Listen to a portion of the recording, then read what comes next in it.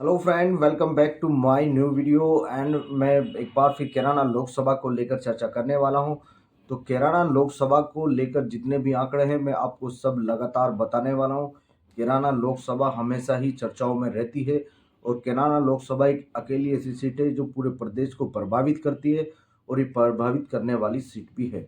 तो मैं इसको लेकर कुछ आंकड़े आपके सबके सामने लेकर आया हूँ। ये सभी आंकड़े लगातार कैराना लोकसभा को लेकर मैं आपके सामने रख रहा हूँ। तो कैराना लोकसभा का जो समीकरण और यहाँ पर जो आंकड़े निकल कर आते हैं वो आपके सामने लगातार मैं रखने वाला हूँ और इसको लेकर मैं बहुत सारी चर्चा आप सबके सामने करने वाला हूँ। तो वीडियो को स्किप मत करिएगा। दोस्तों, जो लोग हमारे चैनल के साथ नए जुड़े हैं उनसे कहना चाहता हूँ हमारे चैनल को सब्सक्राइब जरूर कर ले, वे हमारी वीडियो को ज़्यादा से ज़्यादा शेयर करें, वे बेल आइकन को प्रेस जरूर करें। और जो लोग हमें लगातार वॉच कर रहे हैं एंड सपोर्ट कर रहे हैं उनका मैं शुक्रिया अदा करता हूं। और मेहरबान अंसार यूट्यूब चैनल लगातार कैराना लोकसभा व अन्य लोकसभा को लेकर अपडेट देता रहेगा। तो ये इस कड़ी में कुछ जो दावेदारी है और कौन नेता कब चुनाव लड़ा कैराना लोकसभा में और किसका टिकट यहाँ पर भारी है और किसकी यहाँ पर दावेदारी सबसे मजबूत है, इन सभी बातों को लेकर तमाम तरह के मुद्दे और कैराना लोकसभा के इतिहास को लेकर मैं आप सबके सामने चर्चा करने वाला हूँ। तो ये जानिए कैराना लोकसभा के बारे में। तो कैराना लोकसभा में किसकी कहां से ज्यादा टिकट की दावेदारी है। कैराना संसदीय क्षेत्र से भाजपा, रालोद, सपा, कांग्रेस गठबंधन एक बार फिर चुनाव की तैयारी में नजर आ रहे हैं। बसपा ने हालांकि अभी अपने आप को गठबंधन से अलग करती दिखाई दे रही है, जो अभी चर्चा हुई थी पिछली वीडियो में, क्योंकि बसपा अकेले चुनाव लड़ना चाहती है 80 की 80 सीटों पर। 2024 लोकसभा चुनाव में अभी काफी समय बाकी है, लेकिन राजनीतिक दल अपनी अपनी पेट बिठाने में जुट गए हैं। कोई लखनऊ के चक्कर लगा रहा है तो कोई दिल्ली के चक्कर लगा रहा है। चुनाव की टिकट पाने को लेकर वैसे तो सभी दलों में नेताओं ने अपनी अपनी दावेदारी ठोक दी है। लगातार सभी दावेदार अपनी चुनाव की दावेदारी में जुट गए हैं। कैराना में हर बात गलत साबित होता है राजनीतिक दलों का गणित। शामली जिले में आने वाली कैराना लोकसभा सीट पर अब तक 15-16 बार लोकसभा चुनाव हो चुके हैं। सीट 1962 में पहली बार अस्तित्व में आई थी। इसी बार पहली बार लोकसभा का चुनाव भी कैराना में हुआ था। इसी साल पहले लोकसभा चुनाव में इस सीट से जाट किसान नेता यशपाल सिंह ने बाजी मारी थी। पहले लोकसभा चुनाव में इस सीट से जाट किसान नेता यशपाल सिंह ने निर्दलीय उम्मीदवार के तौर पर जीत हासिल की थी। मुस्लिम और जाट बहुल्य वाले इस क्षेत्र में राजनीतिक दलों का जातीय समीकरण बैठाने का गणित यहाँ की जनता हर बात गलत साबित कर देती है। यहाँ की जनता हर बार परिवर्तन पर काबिल दल को बाहर का रास्ता दिखा देती है। यह सिलसिला 1962 से ही लगातार चला आ रहा है, जिसका नतीजा यह है कि कोई भी पार्टी लगातार 2 बार से ज़्यादा कैराना से चुनाव नहीं जीत पाई। 1989 और 1991 में जनता दल के प्रत्याशी ने लगातार 2 बार कैराना से चुनाव जीता था, लेकिन वे तीसरी बार चुनाव हार गए थे। कौन कब जीता कैराना लोकसभा में चुनाव। 1962 में पहली बार लोकसभा चुनाव में सीट से निर्दलीय उम्मीदवार ने जीत दर्ज की थी। 1971 के चुनाव में कांग्रेस ने यहां पर पहली बार जीत दर्ज हासिल की थी। इसके बाद 2 बार जनता दल ने सीट पर राज किया। सन 1984 में सीट फिर से कांग्रेस के पाले में चली गई।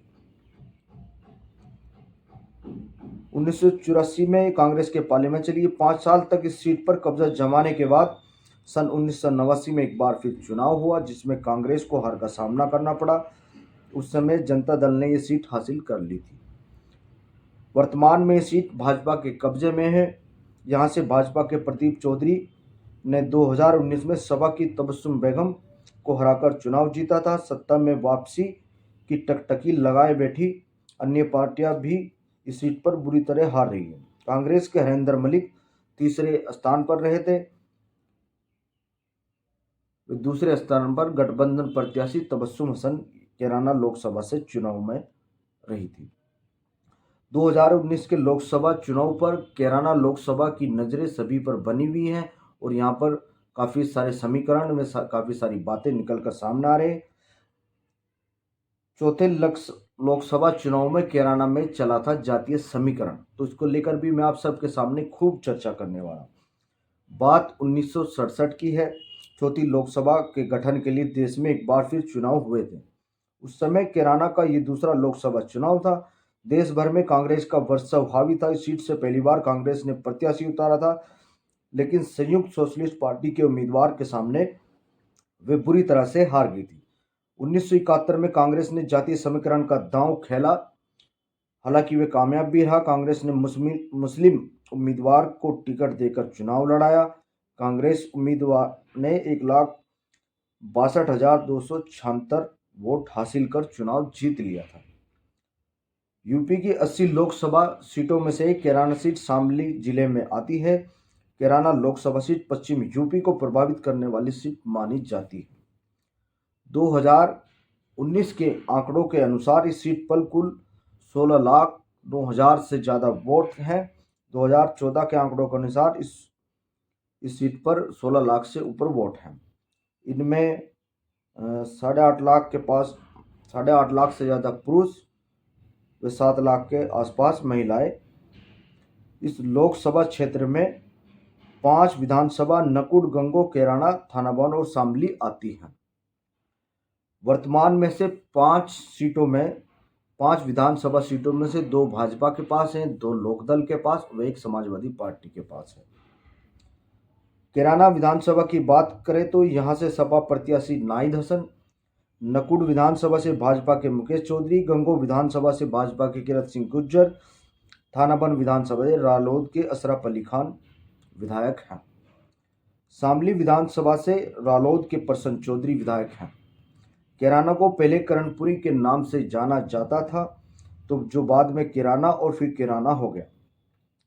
मुजफ्फरनगर से करीब 50 किलोमीटर की दूरी पर मौजूद ये क्षेत्र हरियाणा के पानीपत से भी सटा है और हरियाणा का बॉर्डर भी कैराना में ही लगता है। यमुना नदी के पास बसे कैराना को रालौद का घर भी कहा जाता है। इस क्षेत्र में सबसे अधिक मतदाताओं की संख्या मुस्लिम और जाट बहुल्य लोगों की है। तो कैराना लोकसभा में काफ़ी चौंकाने वाले आंकड़ा है। यहाँ पर लगातार कुछ ना कुछ बातें होती हैं। तो कैराना लोकसभा को लेकर मैं लगातार आप सबके सामने बहुत चर्चा कर रहा हूँ।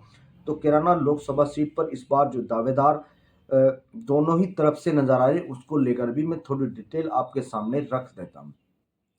तो कैराना लोकसभा में सबसे पहला गठबंधन का मैं जिक्र कर लेता हूँ। यहाँ से कैराना से जो लोकसभा की प्रत्याशी है इकरा हसन, वे जो और दावेदार हैं उनका भी मैं आपको क्लियर कर देता हूँ। रुद्र सेन भी यहाँ से कैराना से ही टिकट मांग रहे हैं और राव वारिस भी कैराना से टिकट मांग रहे हैं, उनकी भी दावेदारी है। और पूर्व सांसद नवाजिश आलम अमीर आलम खान के बेटे नवाजिश आलम भी कैराना से टिकट मांग रहे हैं।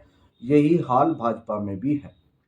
भाजपा में भी दावेदारों की गिनती है और भाजपा में जो सबसे ऊपर नाम है प्रदीप चौधरी, दूसरे नंबर पर श्री कैराना से 7 बार विधायक व 1 बार सांसद रहे, मंत्री भी रहे।